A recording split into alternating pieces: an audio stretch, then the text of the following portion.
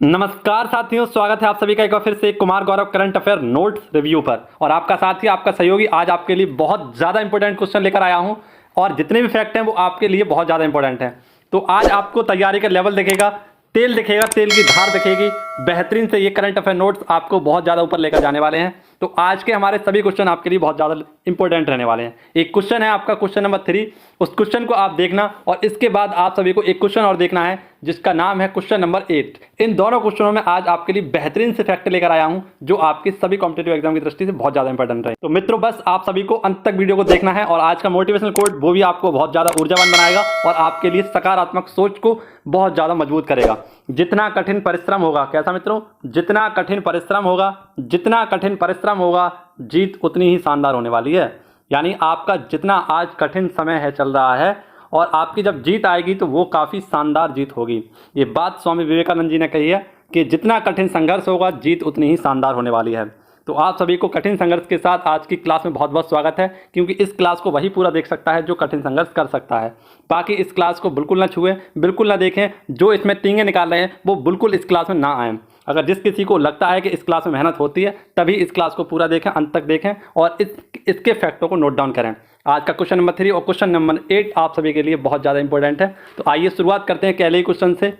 और पहला ही क्वेश्चन आपकी परीक्षा की दृष्टि से पहला इंपॉर्टेंट, बहुत ज़्यादा क्वेश्चन इंपॉर्टेंट है। ठीक है, तो पृथ्वी दिवस यानी अर्थ डे कब मनाते हैं, ये हमसे पूछा गया है। तो प्रत्येक 22 अप्रैल को इस अर्थ डे को मनाया जाता है। तो इसको आपको सीधा सीधा याद रखना है। एक हमने आपको याद कराया था 22 का आंकड़ा। क्या मित्रों, 22 का आंकड़ा। तो एक बार 22 के आंकड़े पर नज़र डालते हैं। 22 मार्च को विश्व जल दिवस मनाते हैं, 22 अप्रैल को विश्व पृथ्वी दिवस मनाते हैं और 22 मार्च को जैव विविधता दिवस के रूप में मनाया जाता है। ठीक है, उसी में से हमारे से 22वें आंकड़े में से आज हम दूसरे आंकड़े पर पहुंच चुके हैं जो है 22 अप्रैल। और 22 अप्रैल को विश्व पृथ्वी दिवस मनाते हैं। इसकी थीम रखी गई है 2022 में। क्या रखी गई है इसकी थीम? तो इन्वेस्ट अवर प्लैनेट। क्या मित्रों, इन्वेस्ट अवर प्लैनेट इसकी थीम रखी गई है। इसे 22 अप्रैल को ही क्यों मनाया जाता है? क्योंकि 22 अप्रैल 2016 को ही क्या हुआ था मित्रों, आप सभी को याद होना चाहिए कि 22 अप्रैल को ही एक सम्मेलन हुआ था, एक पेरिस समझौता हुआ था जिसे कोप 21 में संपन्न कराया गया था, जो पेरिस में हुआ था, है ना। और इसी 22 तारीख को इसे आयोजित किया गया था।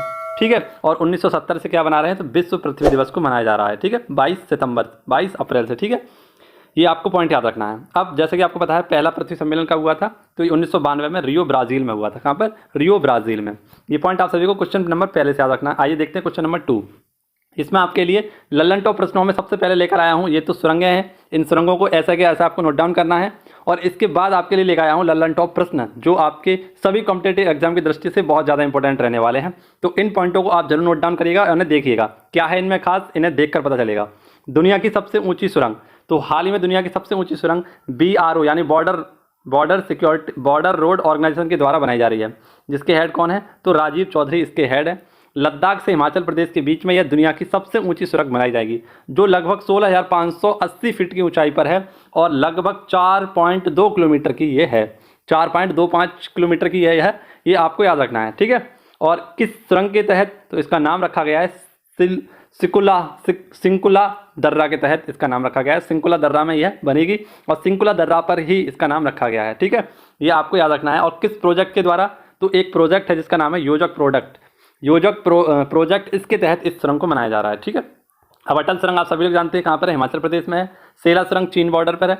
जोजिला सुरंग और चंबा सुरंग, ये चारों सुरंगों के नाम आपको याद रखने हैं। ठीक है, अब लल्लन टॉप प्रश्न आपके लिए जो काफ़ी इंपॉर्टेंट रहते हैं और हमारी इस क्लास की खास बात भी है कि कुछ ना कुछ आपको अलग और ज़्यादा मिलता है।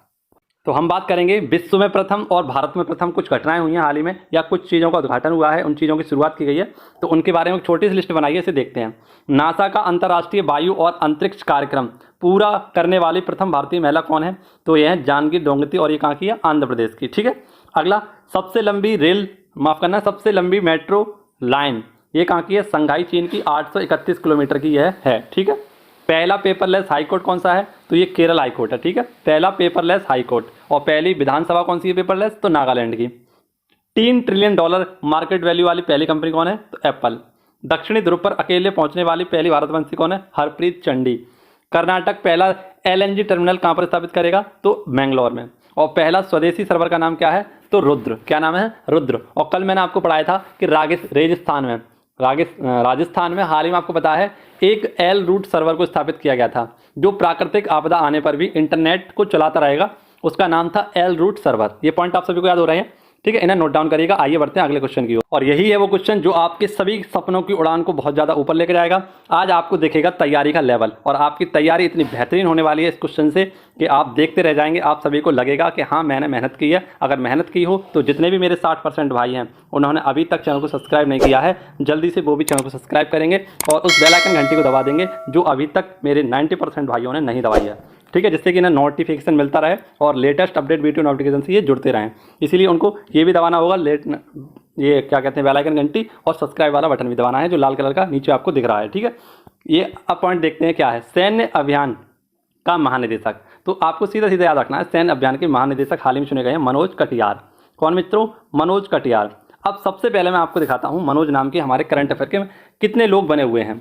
मनोज नाम के 4 व्यक्ति हैं जो अब करंट अफेयर में बने हुए हैं, जैसे कि मनोज कटियार एक हो गए, ठीक है, मनोज कटियार सैन्य अभियान का महानिदेशक चुना गया है। इसी के साथ साथ मनोज सिन्हा, ये कौन है? जम्मू कश्मीर के उपराज्यपाल हैं।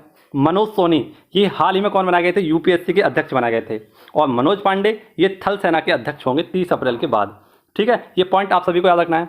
अब ऐसे ही हमारे करंट अफेयर में 3 नाम और बने हुए हैं जो सेम हैं, जैसे राजीव कुमार, ये नीति आयोग के उपाध्यक्ष हैं। राजीव कुमार ये उपचुनाव आयुक्त हैं। इन्हीं के साथ साथ एक और उपचुनाव आयुक्त हैं जिनका नाम है अनूप चंद्र पांडे, और एक है राजीव चौधरी। तो मैंने आपको बताया बीआरओ के हेड कौन है? राजीव चौधरी। और इसी प्रकार से 3 महिलाएं हैं जिनका नाम सेम है लेकिन इनके कार्य अलग अलग हैं। इनको भी देखते हैं, जैसे प्रियंका राधाकृष्णन को आप सभी लोग जानते हैं। न्यूजीलैंड में प्रेजेंट टाइम में प्रधानमंत्री हैं जेसिका अर्डन, उनकी मंत्रिपरिषद में शामिल हैं। एक भारतवंशी हैं प्रियंका राधाकृष्णन, ठीक है। एक आपने अभी नाम हाल ही में पढ़ा था प्रियंका नोटक्की, ये 23वीं महिला ग्रैंड मास्टर हैं। कौन? 23वीं महिला ग्रैंड मास्टर बनी है प्रियंका नोटक्की। और प्रियंका मोहिंते, इनका नाम भी आपको याद रखना है, ये हैं प्रियंका मोहिंते जो विश्व की 10वीं सबसे ऊंची चोटी है माउंट अन्नपूर्णा, इस पर चढ़ने वाली पहली महिला हैं प्रियंका मोहिंते। ये पॉइंट आप सभी को अगर याद हो रहे हैं तो आप सभी को बहुत बहुत धन्यवाद। आप सभी बहुत अच्छे तरीके से इस तैयारी को जारी रख सकते हैं इन करंट अफेयर नोट्सों की सहायता से। अब आप सभी के लिए क्वेश्चन नंबर 4, वह भी आपके लिए बहुत ज़्यादा इंपॉर्टेंट है, तो उसको भी आप देखिए और नए नए सब्जेक्ट के साथ साथ नई नई चीज़ों को जानने की आप सभी को ज़रूरत है। क्वेश्चन नंबर 4 है हमारा जन निगरानी ऐप। तो हाल ही में एक जन निगरानी ऐप लॉन्च किया गया है, और किसके द्वारा? तो जम्मू कश्मीर के द्वारा। जम्मू कश्मीर के मैंने बताया आपको उपराज्यपाल कौन है? तो मनोज सिन्हा, इनके द्वारा इसको स्टार्ट किया गया है। 24x7 एक ऐप है, यानी 24 घंटे 7 दिन काम करने वाला ये ऐप है। और सरकारी योजनाओं में शिकायत करने के लिए, ऑनलाइन शिकायत करने के लिए इस जन निगरानी ऐप को लॉन्च किया गया है। ऐसे ही आपको पता है एक सतर्क ऐप लॉन्च किया गया था भ्रष्टाचार को कम करने के लिए जम्मू कश्मीर में। दिशांक ऐप आप सभी लोग जानते हैं, कर्नाटक सरकार के द्वारा जमीनी विवाद को निपटाने के लिए इसे स्टार्ट किया गया था दिशांक बैंक को। सारथी ऐप, ये सेबी के द्वारा प्रतिभूति आय को समझने के लिए सारथी ऐप को लॉन्च किया गया था। और मनी ऐप, ये आरबीआई के द्वारा स्टार्ट किया गया था, जो दृष्टिबाधित लोग होते हैं उनको नोटों की पहचान करने के लिए मनी ऐप को लॉन्च किया गया था, ठीक है। अब हाल ही में एक क्वेश्चन पढ़ाया था आपको जम्मू कश्मीर से, पल्ली पंचायत। तो ये पल्ली पंचायत राष्ट्रीय पंचायत समारोह के लिए क्या की गई है? चुनी गई है हाल ही में, और ये जम्मू कश्मीर की पल्ली पंचायत है। और मैंने कल आपसे पूछा था कि पल्लिया क्या होता है, तो पल्लिया आप सभी को जानना चाहिए। पल्लिया होती है एक प्रकार से पन्नी, जब बारिश वगैरह आती है तो घर में हम जो त्रिपाल का यूज करते हैं उसे कहते हैं पल्लिया। हमारे यहाँ क्या कहते हैं? उसे पल्लिया कहते हैं, ठीक है। ये पॉइंट आप सभी को याद रखना होगा। अगला क्वेश्चन देखते हैं, आप सभी के लिए प्रमुख ऐप्स थे, ठीक है। अब आप सभी के लिए है क्वेश्चन नंबर 5। तो पहला क्वेश्चन है हमारा, पहला शुद्ध हरित हाइड्रोजन पायलट प्लांट। तो हाल ही में पहला शुद्ध हरित, कैसा? पहला शुद्ध हरित हाइड्रोजन प्लांट कहाँ पर स्टार्ट किया गया है? तो जोरहाट। कहाँ पर मित्रों? जोरहाट। और ये जोरहाट कहाँ पर है? तो ये जोरहाट असम में पड़ता है। असम आप सभी को पता है इसकी 6 पूर्वी राज्य हैं और 7 पूर्वी राज्य हैं, जिनमें से 6 पूर्वी राज्यों से इसकी सीमा लगती है, और बांग्लादेश से इसकी सीमा 2 बार टच होती है ना। ऐसे करके है ये, है ना, ये ऐसे करके है, और यहाँ से क्या जा रहा है? तो बांग्लादेश ऐसे करके जा रहा है। तो 2 बार सीमा किसकी लग जाती है? बांग्लादेश की इससे लग जाती है। ये पॉइंट आपको याद रखना है, ठीक है। अब आपको पता है तो इसका निर्माण किसके द्वारा किया जा रहा है? Oil India limited. ये कितना शुद्ध है? तो 99.999% ये क्या है? शुद्ध हाइड्रोजन पायलट प्लांट है, ठीक है। ऐसे ही आपको पता है WHO के द्वारा ट्रेडिशनल मेडिकल सेंटर खोला गया था, कहाँ पर? जामनगर, गुजरात में। अगला क्वेश्चन आप सभी के सामने क्वेश्चन नंबर 6, और इसमें आपके लिए लेकर आया हूँ प्रमुख पहल हैं। ये प्रमुख पहल आपको 1 नंबर पक्का कराएंगे, इनको आप जरूर देखिएगा। न संघर्ष न तकलीफ तो क्या खाक मजा है जीने में, अच्छे अच्छे तूफान झल जाते हैं जब आग लगी हो सीने में। न संघर्ष न तकलीफ तो क्या खाक मजा है जीने में, अच्छे अच्छे तूफान ढल जाते हैं जब आग लगी हो सीने में। आइए मित्रों देखते हैं फिक्ल्यूलेशन क्या है? फिक्ल्यूवेशन नामक पहल। तो हाल ही में आपको पता है ये स्टार्ट की गई है, वित्तीय समावेशन से संबंधित एक पहल स्टार्ट की गई है जो इंडिया पोस्ट पेमेंट बैंक के द्वारा स्टार्ट की गई है है ना। इंडिया पोस्ट पेमेंट बैंक, इसकी स्थापना कब हुई थी? तो आप सभी को याद रखना है 1 सितंबर 2018 को इसकी स्थापना हुई थी। ये डाक विभाग के अंतर्गत आता है और 100% कैसी? तो सरकारी, एक सरकारी संस्था है, ठीक है, इंडिया पोस्ट पेमेंट बैंक, ठीक है। अब जैसा कि आपको पता है जनहित याचिका, तो जे सर ने आपको ललन टॉप जो क्वेश्चन कराए थे बाद में, उन सभी क्वेश्चनों को मैंने बीच बीच में लिख दिया है। तो यहाँ पर याद रखना है जनहित याचिका, ये कहाँ पर, इसके जनक कौन माने जाते हैं? PN भगवती। कौन? PN भगवती को इनका जनक माना जाता है। अब प्रमुख पहल आपके लिए क्या क्या है, तो आइए देखते हैं प्रमुख पहलों में क्या खास है आपके लिए, इसको जरूर देखना और नोट डाउन जरूर करना, ठीक है। तो जैसा कि पता है मित्रों आपको, हाल ही में MSME मंत्रालय के द्वारा 2 पहल स्टार्ट की गई थी। एक का नाम था संभव पहल और एक का था स्वावलंबन पहल, ठीक है। तो कचरे के निस्तारण के लिए, इसके मैनेजमेंट के लिए किसे? तो संभव पहल को स्टार्ट किया गया था। और आजीविका बढ़ाने के लिए, रोजगार के अवसर बढ़ाने के लिए और प्रदूषण को कम करने के लिए एक स्वावलंबन नामक पहल स्टार्ट की गई थी। किसके द्वारा? तो MSME मंत्रालय के द्वारा। और MSME की मंत्रालय के मंत्री कौन है? तो नारायण तातू राणे। कौन है? नारायण तातू राणे यहाँ पर मंत्रालय के मंत्री हैं, ठीक है। अब जैसा कि आपको पता है रैंप कार्यक्रम, एक रैंप योजना भी, इसका बजट 2022-23 में इसका उल्लेख किया गया था और MSME मंत्रालय के द्वारा इसे स्टार्ट किया गया था। अमानत पहल तो रेलवे सुरक्षा बल के द्वारा स्टार्ट किया गया था। आहट पहल भी रेलवे सुरक्षा बल के द्वारा स्टार्ट किया गया था। अम्मा योजना, तो यहाँ पर 20,000 रुपये अकाउंट में महिलाओं को दिए जाएंगे, जो जिनकी आजीविका कम है उनके लिए 20,000 रुपये सहायता उपलब्ध कराई जाएगी अम्मा योजना के। और बहनी योजना, तो 9th क्लास की बच्चियों को सैनिटरी पैड उपलब्ध कराए जाएंगे और ये दोनों ही कहाँ की हैं योजनाएं? तो सिक्किम की हैं। सेहत पहल आपको पता है रक्षा मंत्रालय के द्वारा स्टार्ट किया गया था, जो रिटायर्ड फौजी हैं उनके लिए इसे स्टार्ट किया गया था, ठीक है। ये पहले आपको नोट डाउन करनी है, आपको कसम है अपने सपनों की, ठीक है। अगर आप सपने पूरा करना चाहते हैं तो इसे नोट डाउन करिएगा, लिखिएगा। अगला क्वेश्चन आपकी स्क्रीन पर बेहद इंपॉर्टेंट और ज़्यादा इसमें जानने की जानकारी आपको याद रखनी होगी। अब सरमत, तो सरमत मिसाइल हाल ही में किसने जारी की है? ये सरमत मिसाइल दुनिया की सबसे ज़्यादा शक्तिशाली मिसाइलों में से एक है। और ये किसके पास है? तो सबसे ज़्यादा आपको याद है अभी संघर्ष किसका चल रहा है? रूस का और यूक्रेन का। तो इसमें अपने अपनी सबसे बड़ी बड़ी मिसाइलों का यूज़ कौन कर रहा है? रूस, ठीक है। तो रूस ने हाल ही में सरमत नामक मिसाइल को यूज़ किया है, जो सबसे ज़्यादा शक्तिशाली क्या है? मिसाइल है। इसकी रेंज कितनी है? रेंज है 18 किलोमीटर, माफ़ करना 18,000 किलोमीटर इसकी रेंज है, ठीक है। ये दुनिया के किसी भी क्षेत्र में या दुनिया के किसी भी कोने में जाकर अटैक कर सकती है। अब दुनिया के किसी कोने में जाकर अटैक कर सकती है तो इसे क्या होना पड़ेगा? कॉन्टिनेंटल बैलिस्टिक मिसाइल होना पड़ेगा। इसलिए जो मिसाइल है कैसी है? तो ICBM का मतलब होता है इंटर कॉन्टिनेंटल बैलिस्टिक मिसाइल। यानी मान लीजिए ये एशिया महाद्वीप है और इसे हमला करना है किस पर? मान लीजिए नॉर्थ अमेरिका पर। तो इसे हमला करने के लिए एक कॉन्टिनेंट से दूसरे कॉन्टिनेंट पर जाना पड़ेगा, तो इसीलिए इसे बोल रहे हैं इंटर कॉन्टिनेंटल बैलिस्टिक मिसाइल। और ये तो दुनिया के किसी भी कोने में जा सकती है, तो ये हमें याद करने की जरूरत ही नहीं है, ये तो ऑप्शन के अनुसार ही आपको पता है क्या होना चाहिए, इंटर कॉन्टिनेंटल बैलिस्टिक मिसाइल होनी चाहिए। क्या भारत के पास भी कभी ऐसी मिसाइल है? तो हाँ मित्रों, हाल ही में भारत ने भी ICBM नामक यानी कि इंटर कॉन्टिनेंटल बैलिस्टिक मिसाइल बनाई है, जिसका नाम है अग्नि 5। क्या है? अग्नि 5, ये 5 आपको नाम याद रखना है, अग्नि 5। ओके मित्रों, अब जैसा कि पता है रूस काफ़ी चर्चा का विषय बना हुआ है, तो रूस की एक और आपको याद रखनी है किंजल मिसाइल, ये हाइपरसोनिक मिसाइल है। और एक है जिरकॉन मिसाइल, ये भी हाइपरसोनिक मिसाइल। दोनों किसकी हैं? तो दोनों मिसाइल हैं कैसी? 10 मैक से ज़्यादा इनकी क्या है? स्पीड है। जब ये 10 मैक से ज़्यादा स्पीड हो जाती है तो इन्हें कहते हैं हाइपरसोनिक, ठीक है। ये दोनों मिसाइल किसकी हैं? तो रूस की हैं। यहाँ पर 3 मिसाइलों के नाम आपको याद रखना है, सरमत मिसाइल, किंजल मिसाइल और जिरकॉन मिसाइल। तीनों किसकी हैं? रूस की हैं, ठीक है। अब हाल ही में उत्तर कोरिया ने भी अपनी एक मिसाइल का परीक्षण किया था और इसका नाम था हवानसोंग मिसाइल। क्या नाम था?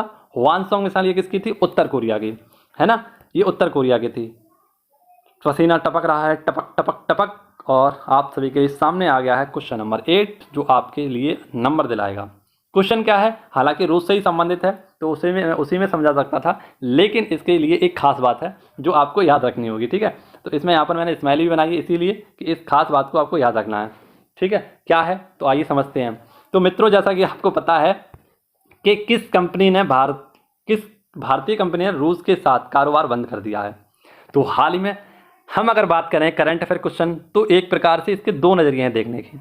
अगर हम रूस के नज़रिए से देखें तो ये काफ़ी गंभीर बात है कि भारत ने क्या कर दिया, या भारतीय कंपनी ने रूस के साथ अपना कारोबार बंद कर दिया।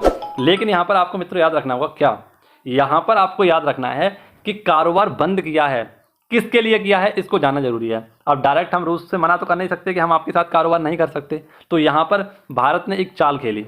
क्या चाल खेली है? तो देखते हैं क्या चाल है। तो जैसा कि आपको पता है हमारा उद्देश्य है भारत में आत्मनिर्भर भारत बनाना, यानी मेक इन इंडिया भारत बनाना।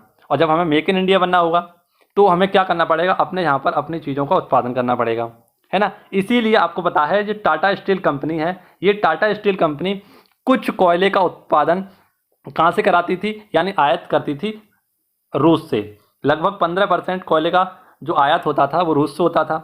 लेकिन भारत को क्या बनना है, यहाँ पर बहाना बनाया भारत ने क्या कि उसे आत्मनिर्भर भारत बनना है और मेक इन इंडिया की तरफ जाना है। इसीलिए हम क्या करेंगे, कोयले का उत्पादन अपने यहाँ पर ही करेंगे और अपने जो हानि हो रही थी दूसरे देश से खरीदने पर कोयले को, उसकी भरपूर्ति करेंगे। तो इसीलिए यह उपयुक्त और यह बहाना बनाया है किसने, तो टाटा स्टील कंपनी ने। ठीक है, ये बेहतरीन सा बहाना बनाया है। हालांकि आपको पता है भारत कैसा है, तो गुट निरपेक्ष है, यानी ना तो आप सभी को पता है, ना तो साम्यवादी है और ना ही कैसा है पूंजीवादी है। भारत कैसा है, गुट निरपेक्ष है। इसीलिए इस चाल को उन्होंने अपनाया है। ना वो रूस की तरफ हो सकता है, ना वो अमेरिका की एक तरफ हो सकता है और ना ही अमेरिका की तरफ एक तरफ हो सकता है। वह कैसा है, गुट निरपेक्ष है। दोनों के साथ मिलना, उसके साथ चलना क्या है उसका उद्देश्य है। जैसा कि मैंने आपको उस दिन भी पढ़ाया था, एक थी हमारी कैसी सॉफ्ट पावर और एक थी हार्ड पावर, है ना। इन दोनों को मिलाकर क्या बनता है, स्मार्ट पावर।